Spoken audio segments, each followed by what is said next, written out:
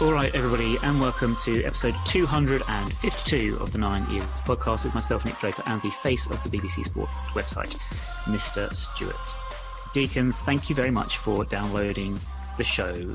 This week, we have got wins to talk about and goals to talk about. Lots of goals. 8 in a week. I don't know. I'm thinking, Stu, the last time we'd have scored as many as that in 1 week was the famous Bury back-to-back League FA Cup replay week where we beat them, where we scored 5 against them twice in a few days. So we've not seen much like it for a good 4 or so years. Happy, happy days. I told you we're going to stay up. Did I not say all along, Stu, that we're going to stay up? Did I not? Possibly. Do you know what? I wasn't confident, and I think because we hadn't put anything together, but it looks like something has clicked. And do you know what? Confidence is an amazing thing, isn't it? Do you know what I mean? Sometimes that goal can look 6 centimetres rather than 6 metres wide. Do you know what I mean? So sometimes the goal gets bigger as you get confident.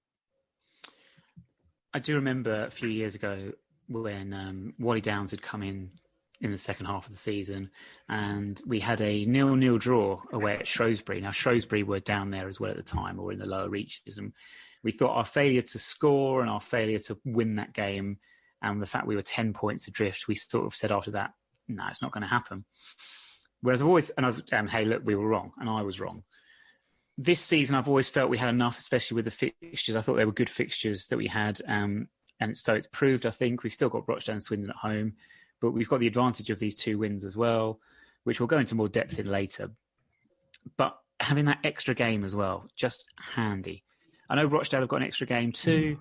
That is actually that is the extra game, isn't it now? That's both of our games in hand. Yeah, that's it, yeah. But I don't know, I'm looking at it, and of course people are going to say, well, Northampton are only 2 points behind, and Bristol Rovers are 4 points and whatever. I think we've got enough about us to be absolutely fine. I always thought we would do. And this week's just given us that extra little confidence boost ahead of a big, big game on Saturday. Yeah, and do you know what? My thinking is that I always felt we were getting better. So, obviously the reason people were in the relegation zone is they're not winning games. However, since Robbo's come in, you have seen a gradual improvement. And he was really confident, processes and stuff like that. And so I always felt we would get better, but I didn't foresee what we were going to do. And, we didn't just beat 2 teams. We beat 2 playoff chasing teams who you wouldn't expect us to do that against. And that's given a lot of confidence. And I suppose the game we play, if you're confident, you'll then play the forward passing, and all of a sudden the goals have started to flow, which I thought may happen, but I didn't see it happening in the way it did over the last few days. I was going to start elsewhere with the podcast this week, but as we've got into it, I just want to talk Ipswich. I'll be honest with you though, Stu, Ipswich at home never... I looked at that fixture and people saying it's a difficult run in. That fixture didn't bother me as much just because of the struggles they've had and a new manager in and teething problems and all that. They don't score goals, Ipswich. They have scored 41 goals in 40 games, which for a playoff chasing team, you're not a goal difference of 0. Just not going to get you into the playoffs and get you up in that vein of form. Accrington no one. I mean, 5-1. No one saw that coming. I thought we'd get a goal. I thought we would due a goal. And then the floodgates opened. Was it a case of once we got the first one and the confidence crept up, are we slightly indebted to the ironically named Accrington goalkeeper, Toby Savin, for the first goal, the equaliser? And was it then a case of... And I know I've said this one on the podcast before, Stu, going back many years, because this game always sticks in my head. Many years ago in the Ryman League, we went to Hendon and we went 1-0 up early, and it was so easy for us. Under Dave Anderson, it was so easy for us. We should have scored 2 or 3 more. Really easy. Then they got a goal out of nothing, and we just couldn't lift ourselves because we'd had it so easy for such a long period of that game. We couldn't get ourselves back into it, and they went on to win 3-1 in the end. Is that similar to what happened against Accrington? Then we got the equaliser and actually just couldn't lift it again? Possibly. Yeah, possibly. I think, do you know what, it looked like we had a drive. Even when we went a goal down, it didn't feel like, and I know a lot of people I know sort of said they switched off after the first goal because we don't score in the first half. You know, we've obviously big problem. totally done that one, haven't we? But yeah, do you know what? It was a mistake. It's interesting when you look at it because the free kick, the corner's in an area very similar to where Will Nightingale scores on Tuesday night. So it's areas. I just have to sorry to be pedantic with my English hat on. The corner was delivered into a certain area. When you say the corner was in an area, well, yeah, it was in the corner. It was put. I suppose the idea is to put it in a position where it makes something happen, and with it, the goalkeeper had to do something, and he made an error. But it sometimes goes, but we were lucky. Well, you've got to put the ball into the area to make the luck happen. And it come to Palmer, and then he put it away.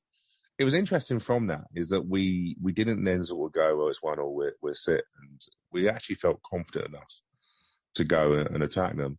It did definitely help having Palmer play because he did a lot of the dirty work that not Pigott doesn't want to do, but just isn't good at doing it. You know, he's got other strengths. And then you've got Morocco and Messi in Asal, who is just a pain in the rear end to anybody. The guy just doesn't know when he's beat. Accrington for the 6 foot whatever defenders, and he gave him a terrible time.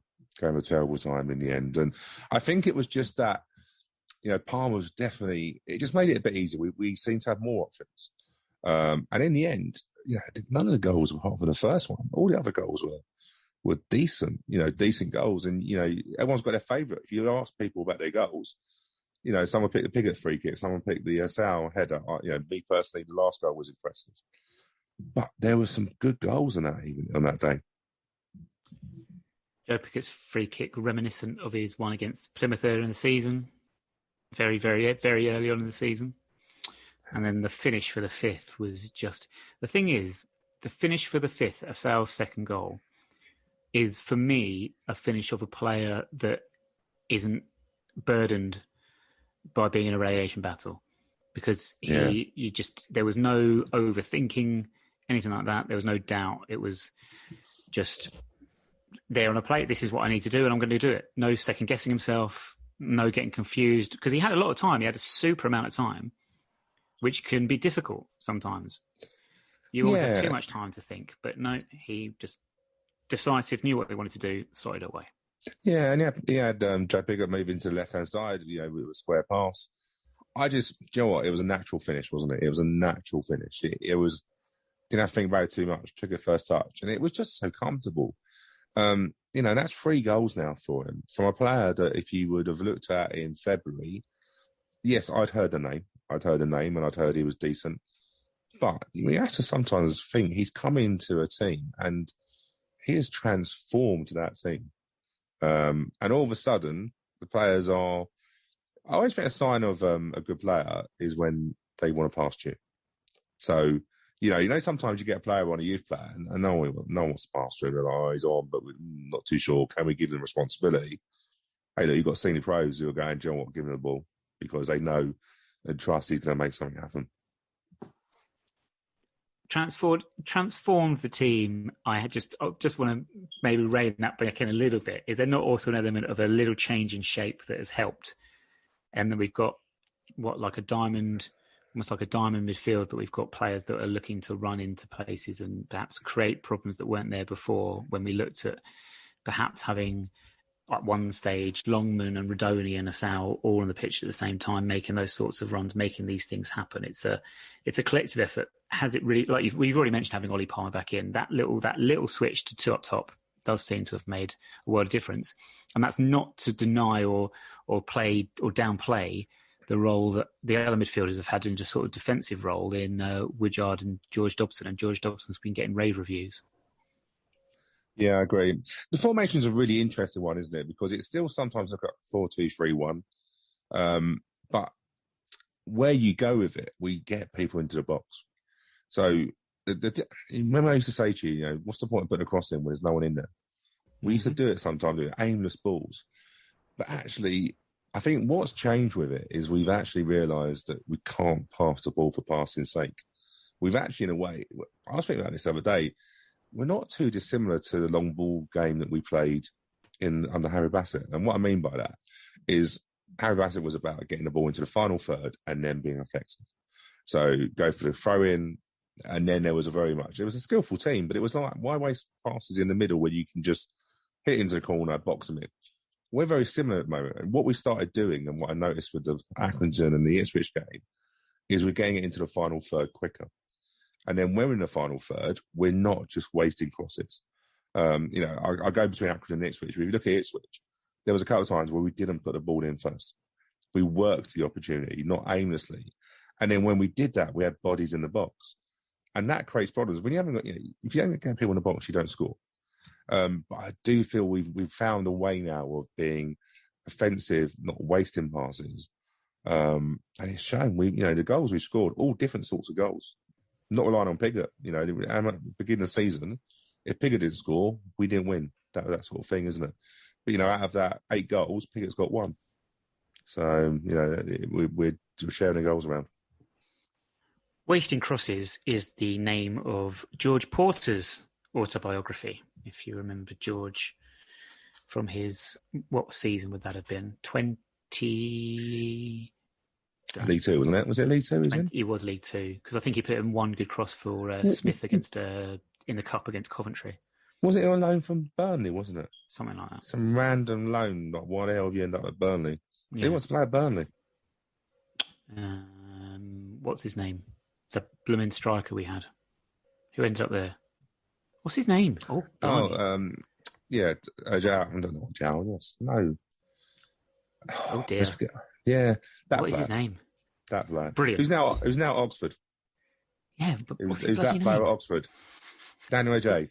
Ajay, there we go. Oh, how can I forget that one? Because that was the player that my dad could not say properly. It's like Daniel Ajay. No. And do you know what's interesting?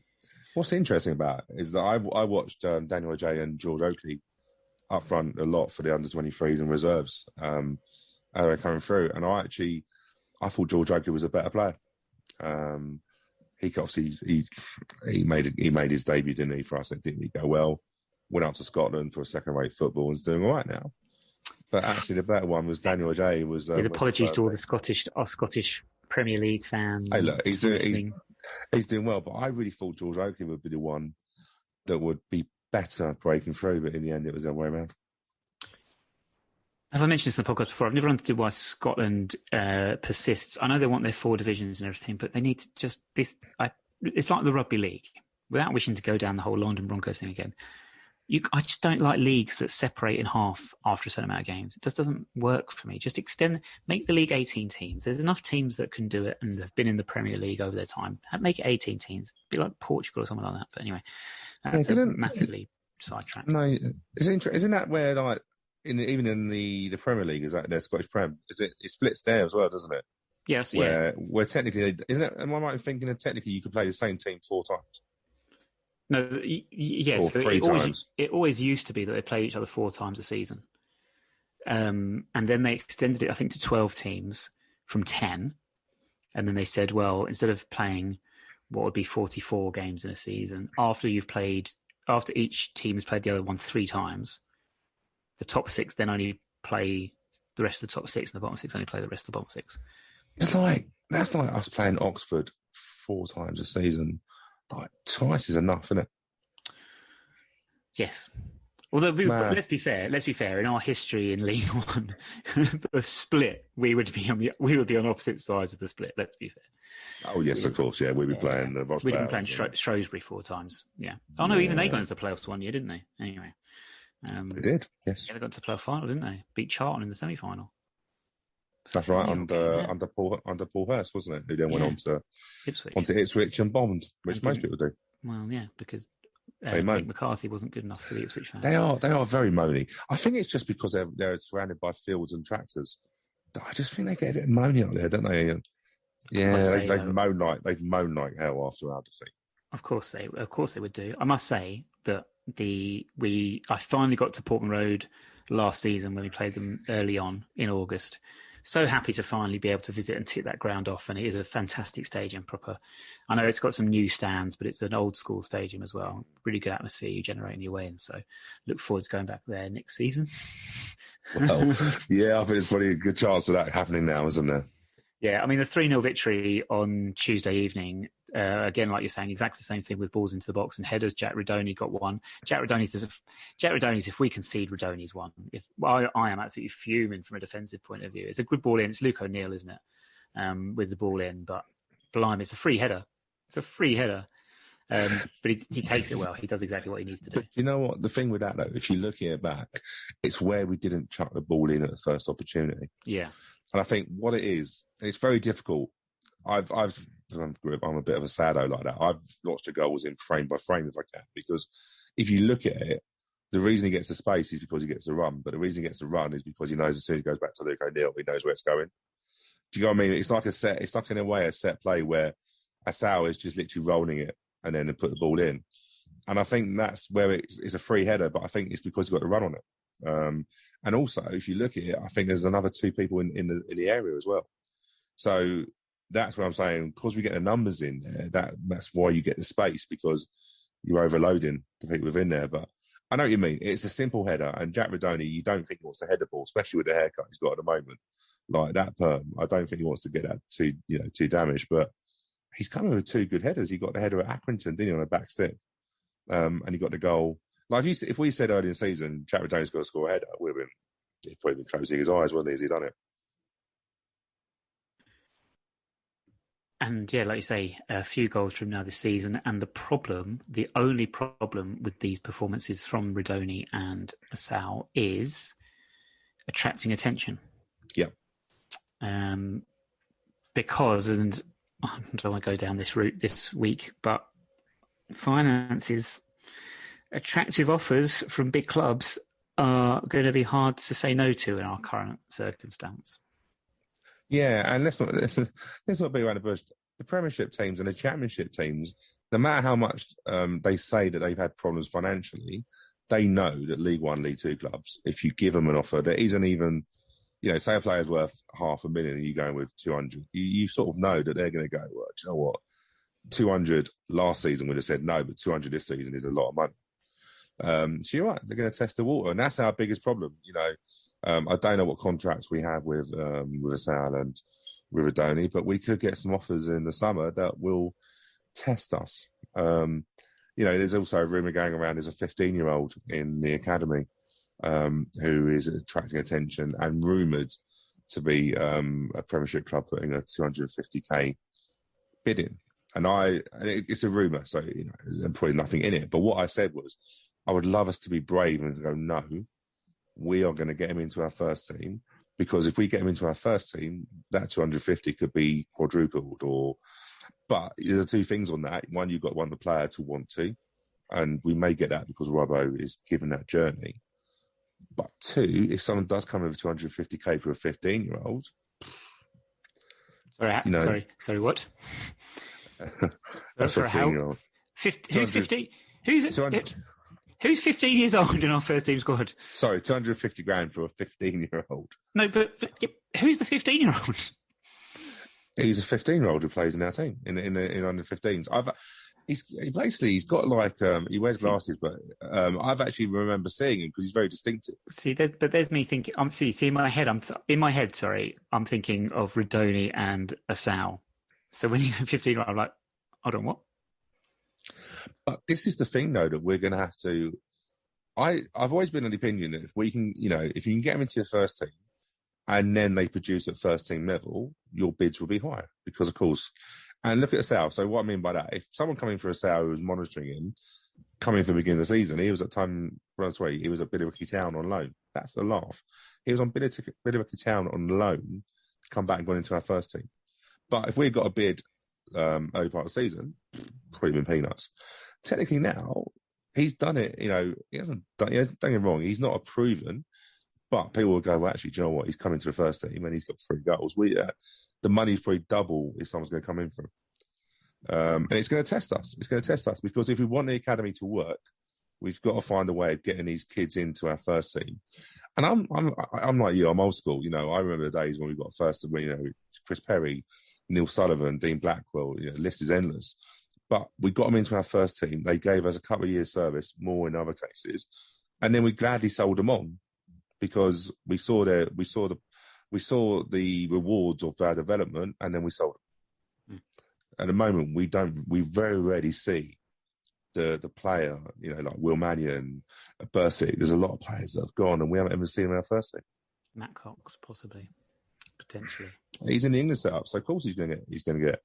Yeah. But the only way we'd be brave at that, Nick, is if we go, you're our first choice next season, which is hard on Nick Zanev. But the only way we might keep him is go, look, we'll play first team football. There is one academy graduate that has given us many seasons of service now, and I think having had the captain's armband taken away from him has actually benefited his progress immensely, and that is Will Nightingale. Yeah. Am I fair to say what I've just said? Massively.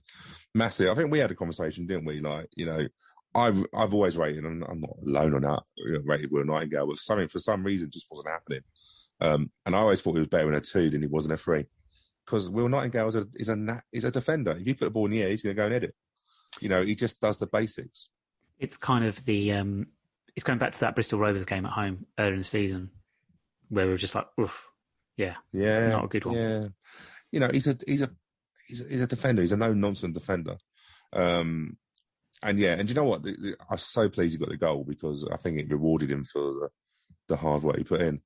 And the goal, hey, look, we've moaned about our restart coach and going, well, when are we going to see the impact of our restart coach? We started seeing that now. The goal was interesting because if you can look I just say, sorry, sorry, to come back, we'll come back to the goal in a second, but on the restarts coach thing, can I just say, I had no criticism or anything with the restarts coach. I saw the value of it. It's when I got sent statistics like, our throw-in win percentage has got. I was like, no, don't talk to me about throw-in win percentages. With all due respect to our restarts coach and the people involved in the football staff, I know that is probably interesting and good information for them to have and good knowledge for them to have. But as a fan, don't give a fuck. When you get to that level of minute detail, it's like, no, I'm out. I don't care. Yeah, when we saw that, I did chuckle. Do you know what? I think with a throwing coach, just quickly on that, I think sometimes it's more about in terms of offensively. So I think throw-ins, yes, a throw-in is a throw-in. You can go wherever, you can go down the line, which we tend to do. We go back to the keeper. But actually, we've done a lot of work on squeezing the space to win the ball back from an opposition throw-in.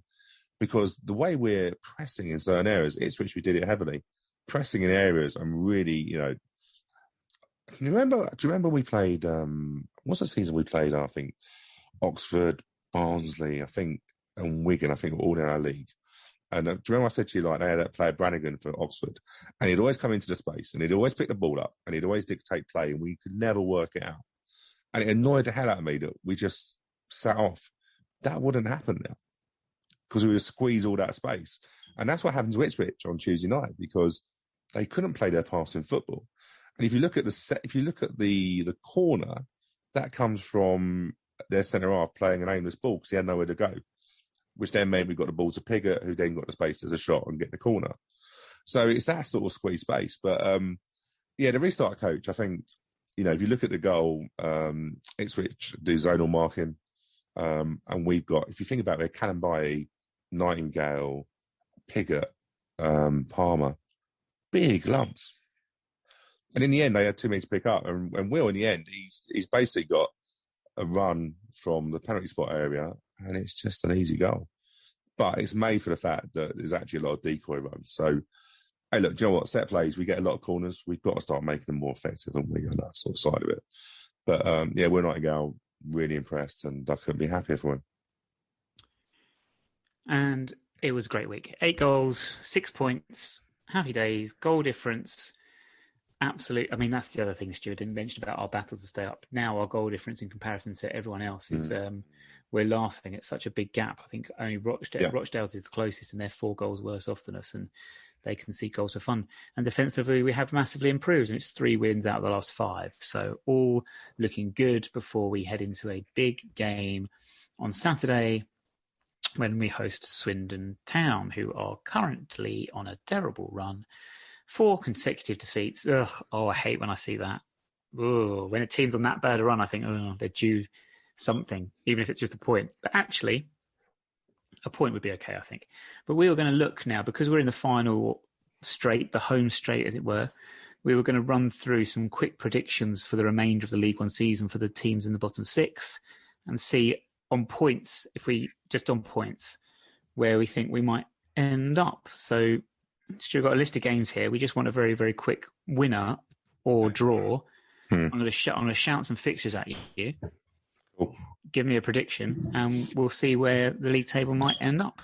Come, whatever it might be, the 9th of May. Apparently, that seems late. God, unless you're the Premier League, who have pushed back their fixtures so that their fans can go into games. Oh, well, see, looking after number one as usual. How the other half live, isn't it? Just well, we'll come on to people inside stadiums at the very end because of an event last week that you might have heard of. But anyway, right, fixtures in League One. Then we'll start off with this Friday night. I say that in a Katy Perry type voice. Peterborough versus Northampton. Win. Bristol Rovers at home to Lincoln. I would say a Lincoln win. Rochdale, Accrington, Stanley. Do you know what? I think Rochdale, I'm going to go for a draw on that. Wigan host Crewe. Crewe have been doing too well recently. And Wigan are doing okay. I reckon Wigan will win that. Wimbledon, Swindon. Oh, of course, Wimbledon. So if you look at it there, Stu, with ourselves and Wigan both winning, but Northampton and Bristol Rovers both losing, that would put us on 45 points. And essentially, that would put us 5 points free, clear of the relegation zone. With our teams 5 points with 4 games to go. It's a big swing already needed by these teams below us. That's the thing, you know, with our win against Ipswich and Swindon getting beat, it puts pressure because Swindon have got to come to us and get a result. A draw, would they come to us to get a draw? It puts pressure on people. And when you put pressure on people, then, you know, when they go for a draw, they would come for a win, and that opens up spaces. Pressure makes diamonds or something like that sometimes on the odd occasion. And then following that, Stu, there's actually a whole glut of midweek action. Some big games here. We host Oxford. Yeah, do you know what? In my head, I think that would be a draw. I don't think we'll win it. I don't think we'll lose it. That's why I said draw. Swindon host Portsmouth. Yeah, I think Swindon. I think Pompey are obviously trying to secure that playoff place. I think that'd be a Pompey win. Bristol Rovers are at home to that team from Buckinghamshire. Stu, I'm sorry, I don't care. Home win. I'm not saying anything else yet. Northampton Ipswich. Oh, that I would go for a draw. Okay, and Rochdale Blackpool. See, it's one of those games where Blackpool haven't got much to play for. Yeah. Actually, I like them. They haven't got much to play for in the playoffs. They're fifth. Where do they come from? Do you know what? I'm just looking at the league tables. I said that. Where did they creep from? Up on the coast, sort of the northwest coast. Oh, draw. Okay, Shrewsbury Wigan. Draw. I mean, if I was just to have a look following those results as it stands, Stu, with all the other results being draws, we would be staying up. We would finish above Plymouth at that rate with those results. Yeah. If every other game after this week was draws, we'd be well clear. I just can't see us not staying up, to be honest with you. The difference is because we've got the 6 games we've got, 4 at home. Yeah. Right. If you look at any, and I know home advantage isn't as much as it used to be. You know, if you look at the percentage of away wins, you know, look at Saturday, I think there was 8 wins away from home. So, you know, home advantage isn't everything. However, if you wanted to have a chance of staying up and you wanted something on your side, 4 home games out of 6 is a great advantage. That's halfway. Let's just run through these 3 listeners. Portsmouth, Bristol Rovers, Stewie. I imagine Portsmouth will win that one. They win, yeah. I would have thought. Crewe, Rochdale. I think Rochdale. I think Crewe are decent. Even though a bit of a tie, I reckon they'll probably win that. Crewe. Gillingham, Northampton. Gillingham are horrible to play against, and only Steve Evans' team is. I would say Gillingham will win that. They'll enjoy winning that game. We go to Ipswich. Yeah, do you know what's interesting? Because I don't think this could be the quickest double, isn't it? You know, if we're looking at how we performed against Ipswich on Tuesday night, I don't think we'll lose. I'll go for a draw. Yeah, I don't think we win both of those fixtures, but if we do, that'd be hilarious. Swindon away in Buckinghamshire. Swindon win. Wigan at home to Burton Albion. Oh no, Burton. If you look at Burton's form, like if you're going to look at bets for next season, and Jimmy Floyd Hasselbank stays, Burton are going to be a good, strong bet for going up. Burton all day long. Okay, and then it comes to back to back midweek. Us versus Rochdale, home win. Yeah, I don't see any other result. Home to Portsmouth, though. I don't see us winning that one, but we could get a point. No, anyway, we can't keep drawing the games. We're gonna have to. Yeah, we can't keep saying we'll lose at some point. Yeah, we'll lose at some point. Pompey is a horrible game in it. Do you know what I mean? And also, it's Danny Cowley, the Cowley brothers, aren't they? Do you know what I mean? We know they're interested in Wimbledon job. I think Cowley will do enough to beat us. Final few then. Last 10, I think. Bristol Rovers Crew. Draw. Hull versus Wigan, home win. Yeah. Hull going for the championship. Yeah, Northampton Blackpool. Draw. Rochdale Doncaster, probably a home win. Yeah, Doncaster are crashed. And if you ever want to get proof of what a manager does for a team, Darren Moore going to Sheffield Wednesday, you know, to be fair, he's going to come down with Sheffield Wednesday. But yeah, Doncaster have crashed on me since then, so no, they won't win that. Swindon Ipswich. Oh, draw. Blackpool, Bristol Rovers. Lots of Ipswich and Blackpool in these last run of games. Yeah, a lot of teams are out of it. Sorry, what was that team? Sorry, Blackpool, wasn't it? Blackpool, yeah. Yeah, Blackpool. This is the final day of fixtures. We go to Lincoln. I think we'll win there, just for the fact Lincoln have got to play every 3 games. Oh, sorry, every 3 days. Yeah, got to play 3 games in one day. Do you remember that? In the Sunday League, you used to have a double rubber. Is it called double rubber? Double. I can't know it's called now. You play 2 games. It's when your fixtures were. Yeah, they doubled up. Like they counted for league and cup. They were sort of like whatever. Yeah, that's the word. Yeah, I think double. Yeah, I think we'll win at Lincoln because I think by then they'll be shattered. Rochdale are going to Buckinghamshire and they're winning there. Sunderland, Northampton. I think you've got to fancy Sunderland. Well, knowing them, they'll probably bugger it up for promotion, won't they? So I'm going to go for a draw. Draw, because Sunderland love a draw. Wigan versus Swindon. Wigan. Yeah. Win. Okay. So with all those done, the final league table will see AFC Wimbledon finish 19th on a massive 53 points. So what we said there, Stu, is that in our final 6 games of the season, we're going to pick up 11 points, which means over the final 8 games of the season, we'd have picked up 17 points, which is over 2 points a game. It's a shame we didn't start our run earlier. We could have hit the playoffs. We might have been optimistic, but I think given that our predictions keep us up by 9 points above Rochdale, I have a feeling, Stu, that we are going to be absolutely safe, if not quite as safe as we've just predicted us to be. But happy days. Wigan and us stay up. Rochdale, Northampton, Bristol Rovers and Swindon say goodbye. Yeah, and I think if you look at current form, at the moment you have to look at current form, us and Wigan are the teams that are producing. And Swindon, of course, you know, I think they've the last 10. I think they've lost 6 of them. I think 7 or 8, or something like that. They've lost 4 in a row. That's what I know. Yeah, and also they got some problems off the field, haven't they, at Swindon? Yeah, with their owners and stuff. Which, hey, look, you know, people say it doesn't affect the players, but it will do because, of course, players have contracts out. The summer's going to be terrible for a lot of players, so it would affect the Swindon players, no doubt about that.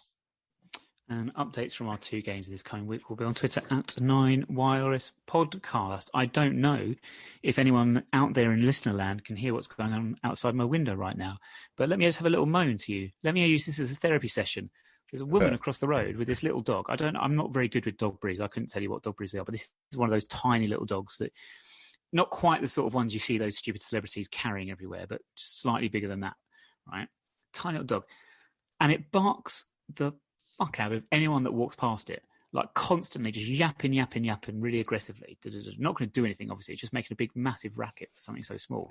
And its owner every time gets angry at it, like, don't like start shouting at a dog. It's like, this is sort it out. Stop shouting at your dog. Just stop it. What have you? It's your fault that it's doing this. And now you're just going to. Oh, this winds me up. Anyway, sorry. I remember those dogs in. I remember the dogs in a handbag.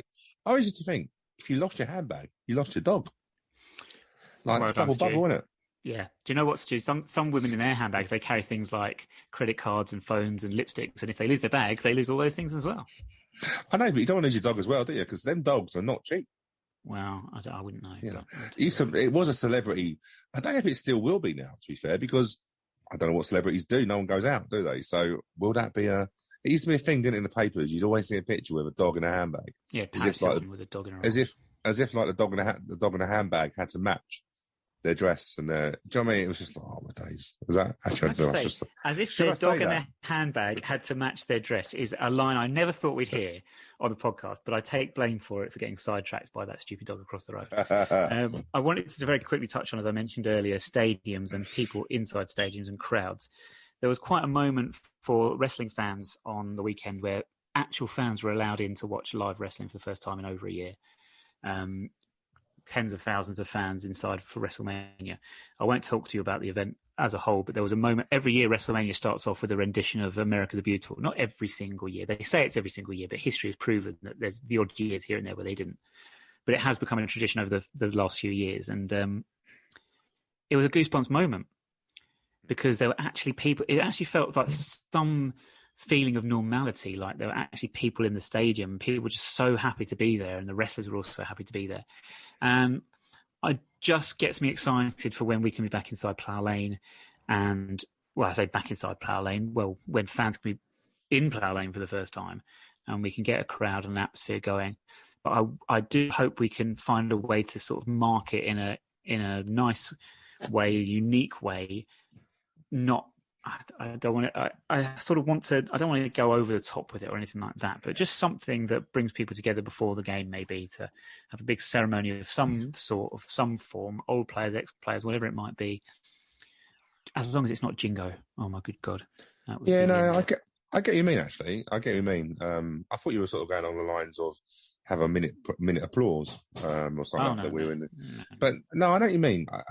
I think it all depends on COVID, doesn't it? I think it all depends on restrictions because the test events coming up. I said to you before, pre-season. I think there'd be a lot of fans at pre-season. I think normally pre-season you do well to get 1,000 a couple, but I think you will get a lot of fans in there, one for a new ground. But yeah, that's actually a good shout because do you know what? I don't think we are going to realise how much we have missed. Not just about going football, but just doing normal things. I don't think we're going to realise it until we get it back. And I get what you mean about WrestleMania.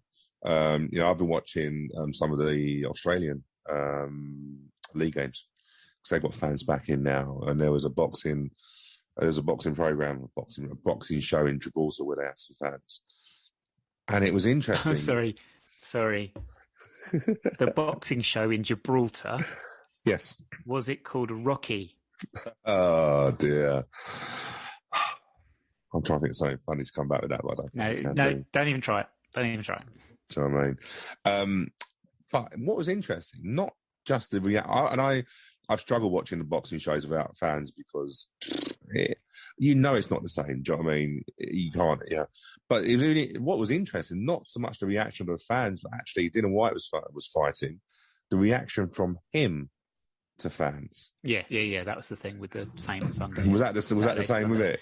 It's that extra 5%, isn't it? Because football's about adrenaline. I watched the Liverpool game against Real Madrid. Last 10 minutes, Madrid sat in and said, "Look, can you break us down?" And I just sat there and thought, if that was a full Anfield, that roar would have drove them on. But it's you can say that they're professional footballers, but you sometimes need that extra something to give you that extra adrenaline. Spur you on, yeah. Yeah, that adrenaline sort of thing. Do you know what I mean? But it is weird, isn't it? How a lot of the country, America landed a free. Of course, they're always going to be the first ones to go back in, wouldn't they?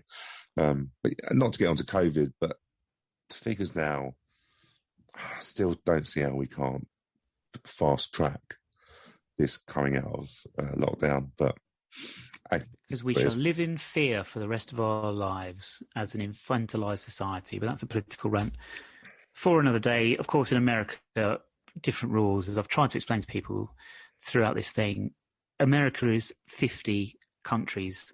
They're 50 United Kingdoms. And they obviously have different rules in their different states. WrestleMania was in Florida, and Florida just said they've carried on, and you know what? They seem to be all right. They seem to be okay. Was it always same with Texas as well? Was it always planned to be in Florida? Yeah, because obviously, I listened to Darren McAntony, and he lives in Florida as well, and he kept saying, "Well, Florida are fine. Lots of older people."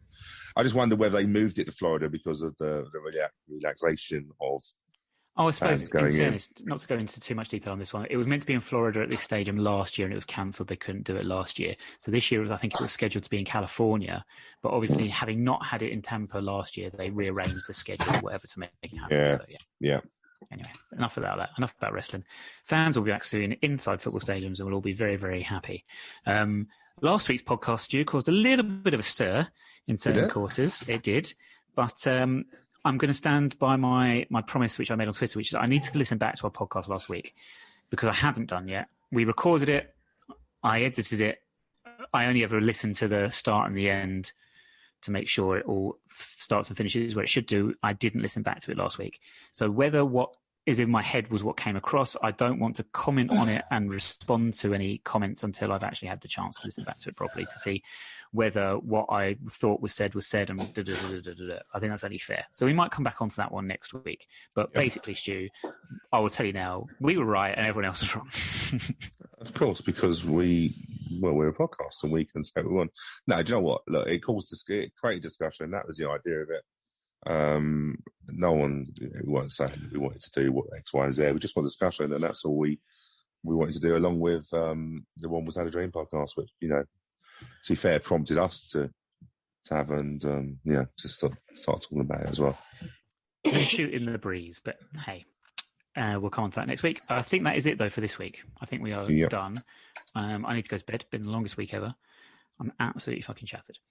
So, and I think it's the same for you, Stu. It's been a hell of a week. So we'll just say thanks to everyone for listening. Thank you for joining me, Stu. No problem at all. And Alexa Bliss. Bag first, milk last, 2 + 2 continues to equal 4. And we will speak to you again next Friday.